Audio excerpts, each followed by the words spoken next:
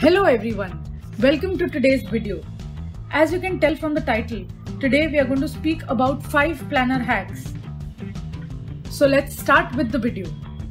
Now, if you don't do bullet journaling and buy store-bought planners like I do, now don't get me wrong, these planners are great. You don't have to put in any efforts. All the trackers, all the pages are laid down for you. And as opposed to bullet journaling, this is not at all time consuming to set up. One of the biggest cons that this system has is that you do not have the planner which is perfect to your needs. So there will be some additional spreads and there will be some spreads that you don't use. On the other hand, there will be spreads that you don't have.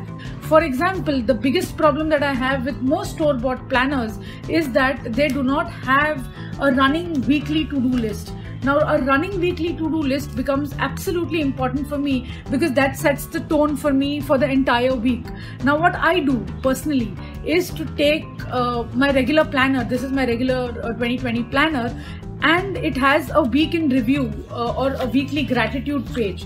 But as much as I love this page, I need an additional to-do list page. So what I do is I just take my regular tearaway to-do list. Now this can be a plain simple page that you have, but I have this. So I generally tear away one to-do list page here from this book and add it with staples to this book. It generally takes me 1 minute every week to do this, and now I have a to-do list right in front of me and my next week is all set. Now this is one of the most simplest ways to add this. Another way to add this is, now I just, the weeks that I'm feeling fancy, I do something like this. I cut out a scrapbook paper, put in some washi tape, some stickers, and plan my next week like that. So this is a fancier way to do it.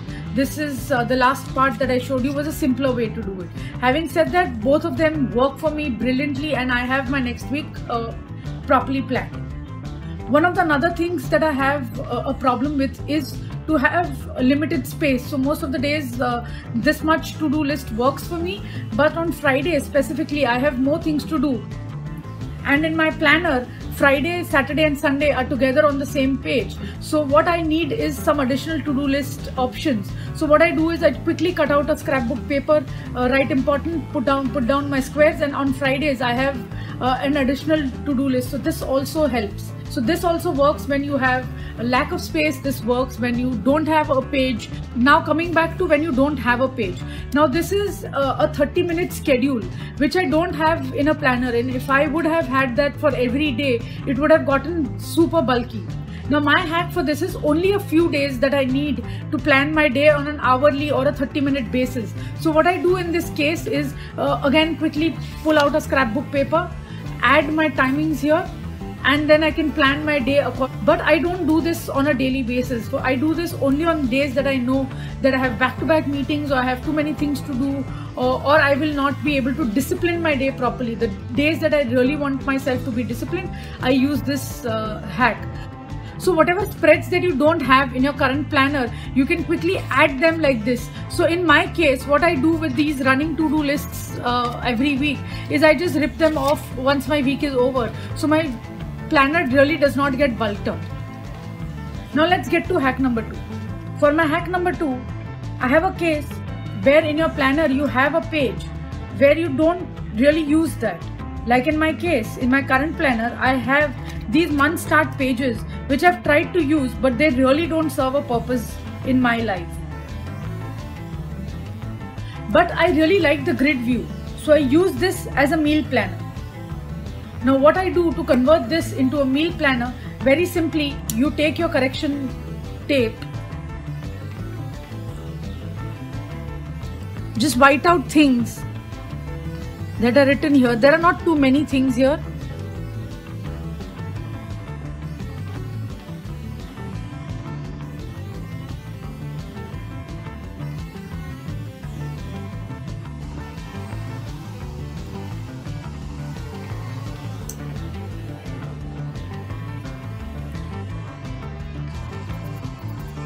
And this is how I can make a spread that is not working for me work for me. I have used is a simple correction tape. What you could do is you can possibly use these washi tapes and cover up whatever you didn't need and then use it for a different purpose.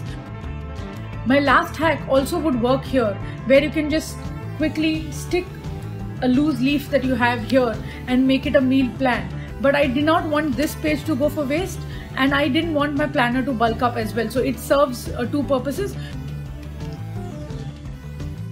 Moving on to hack 3. We all have a calendar spread in a planner which barely gets used. This calendar spread can be used for multiple things.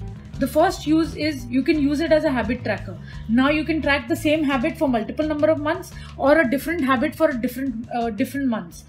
For example, in January I may be tracking my exercising. February I may be tracking my sleep. In March I may be tracking my water intake. So I can actually track different things every month, or I can track the same thing for the entire year.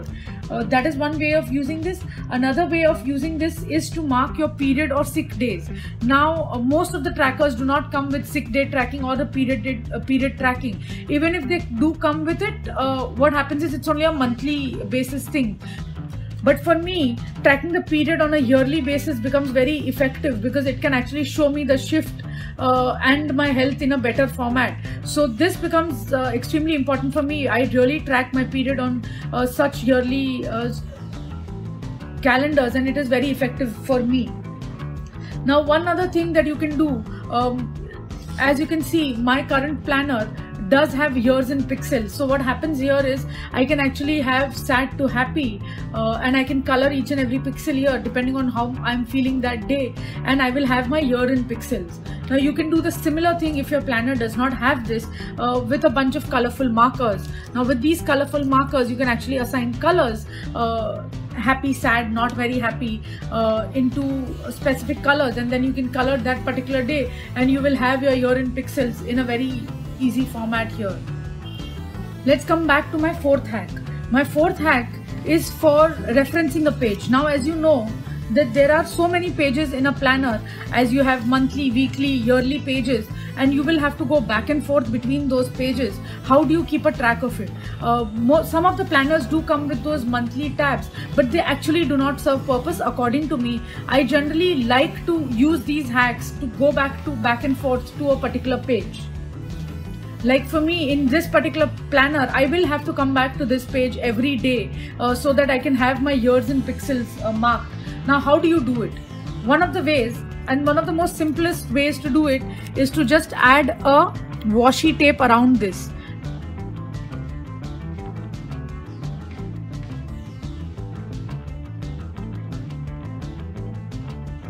And right wherever I want to go to this page always will be accessible for me. So let me quickly show you in my current planner, for my month ends and my month start, I have just quickly highlighted a portion of the page, so I know that this is my month start and this will be my month end, and it will help me navigate that pretty much faster. And this happens for me every month. As you can see, this is pretty much there for every month. So that is how I am working around it in my current planner, and this is my 2021 planner. If you want to see a review of this particular planner, this is the Let's Goal 2021 planner by Space and Beauty. I will leave the video link in the description box below. My hack number 5 is an extension to the earlier hack. Now I showed you to use those nice little washi tapes.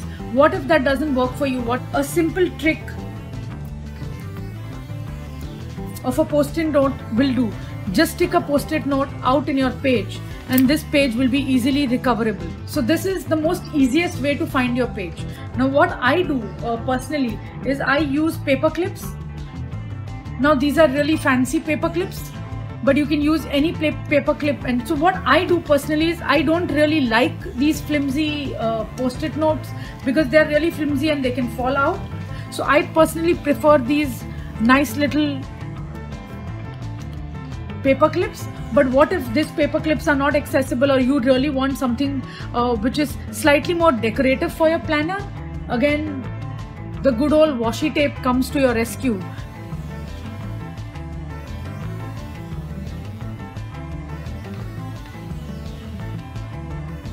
And this will be safe and secure. You can get back to this page whenever and wherever you like. So this will stick out like that. And this will be slightly more sturdier than your post-it note. And if you do not want your post-it notes to fall out, this becomes a very effective way, as the glue on washi is slightly better than the glue on post-it notes. So this will last.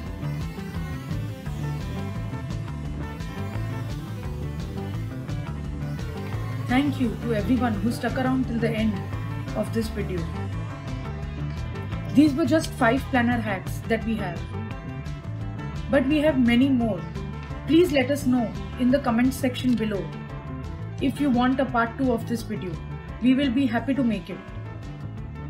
Also, we have another exciting planner review coming up for 2021 in the next week. Please stay tuned for that. If you're a planner head like I am, you will enjoy our content. Please consider subscribing to our channel and hit the bell icon to get notified. Until then, bye-bye.